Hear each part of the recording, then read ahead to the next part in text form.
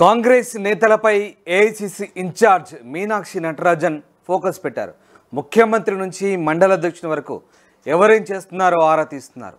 Party అధికారిక కార్యాలయమైనటువంటి Gandhi Bhavan war రూమ్లో అక్కడి నుంచి అనుసంధానం అవుతున్నారు. ముఖ్యంగా ప్రతి మండల అధ్యక్షునితో మాట్లాడే అవకాశం కనిపిస్తుంది. ఆయా జిల్లాల్లో పార్టీ పనితీరు, అలాగే ఏం జరుగుతుంది, నేతల పనితీరుపై ఆమె అడిగి తెలుసుకుంటున్నారు. అలాగే సలహాలు సూచనలు కూడా ఇవ్వబోతున్నారు. దీంతో ఇక మీనాక్షి నటరాజన్ ఏం చేయబోతుందనే గుబుల్లో పార్టీ నేతలు కూడా ఉన్నట్టుగా తెలుస్తుంది. మరీ ముఖ్యంగా గతంలో ఒకరిద్దరు మంత్రుల పనితీరుపై కూడా హైకమాండ్కు ఆమె నివేదికలు ఇచ్చింది. తాజాగా మంత్రులు కూడా టెన్షన్ పడుతున్నట్టుగా తెలుస్తుంది. ఇక మీనాక్షి నటరాజన్ ముఖ్యంగా గాంధీ భవన్ వార్ రూమ్ నుంచి చేయబోయే ఈ సమీక్షలకు సంబంధించి అటు పార్టీ నేతలైతే కాస్త టెన్షన్ పడుతున్నట్టుగా తెలుస్తుంది. ఒకరిద్దరు మంత్రుల పనితీరుపై కూడా మీనాక్షి నటరాజన్ సీరియస్గా ఉన్నట్టుగా తెలుస్తుంది. మొత్తం మీద రాష్ట్ర కాంగ్రెస్ లీడర్లపై ఏఐసిసి ఇన్ఛార్జ్ మీనాక్షి నటరాజన్ అయితే ఫోకస్ పెట్టారు.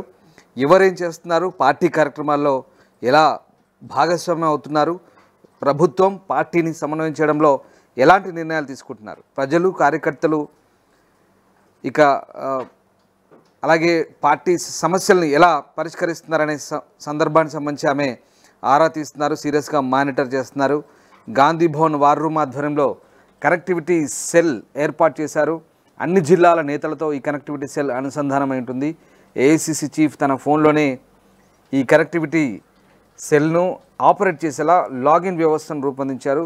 మంత్రుల నుంచి మండల అధ్యక్షుల వరకు ఆమె నేరుగా మాట్లాడేందుకు ఈ విధానాన్ని వినియోగించుకోవచ్చని తెలుస్తుంది. ఎప్పటికప్పుడు రివ్యూలు, పార్టీ పరిస్థితిని సమీక్షించబోతున్నారు. పార్టీ అంతర్గత భేదాలపై ఆరా తీసి పరిష్కరించబోతున్నారు. ఇక రాష్ట్రంలో మరికొన్ని రోజుల్లో స్థానిక సంస్థల ఎన్నికలు రానున్నాయి. ఈ నేపథ్యంలోనే పార్టీ లీడర్ల మధ్య గ్యాప్ రాకూడదనే ఉద్దేశంతోనే మీనాక్షి నటరాజన్ ప్రత్యేకంగా పర్యవేక్షిస్తున్నారని టీపీసీసీ లీడర్లు అంటున్నారు. తన బాధ్యతలు చేపట్టిన తర్వాత జరగబోయే అతిపెద్ద ఎన్నికలు కావడంతో లీడర్లను సమన్వయం చేసేందుకు మీనాక్షి ప్రాధాన్యత ఇస్తున్నట్టు తెలుస్తోంది.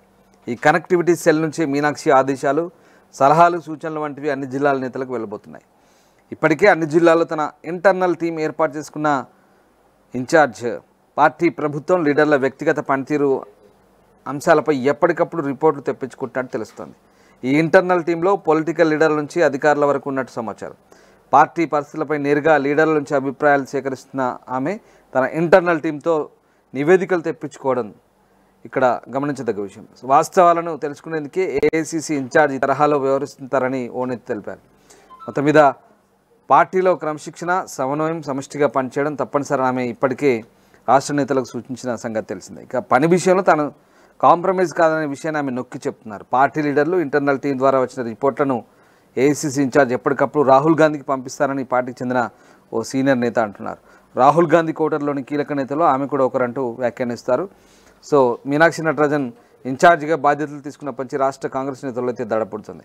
ఆమె నిర్ణయాలు ఎప్పుడు ఎలా ఉంటాయని ఆందోళన చెందుతున్నారు. పార్టీలో స్ట్రిక్ట్ రూల్స్ అమలు చేస్తారనే భయం కూడా ఆ లీడర్లో కనబడుతోంది.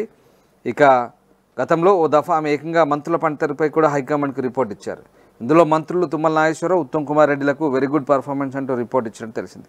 మిగతా మంత్రుల్లో కొందరికి గుడ్ అని మాత్రమే ఇవ్వగా ఒకరిద్దరికి బెటర్ టు మోర్ వర్క్ అంటూ క్యాప్షన్ ఇచ్చినట్టు ఏసీసీ చెందిన ఓ నేత వెల్లడించారు. ఈ లెక్కన ఆమె ఏ స్థాయిలో నిఘా పెట్టారనేది మాత్రం ఇక్కడ అంచనా వేయవచ్చు. ప్రపంచంలో ఏ మూల ఏ క్షణం ఏం జరుగుతుందో వేగంగా తెలుసుకోవడానికి తొలి వెలుగు వాట్సాప్ ఛానల్ని ఫాలో చేయండి.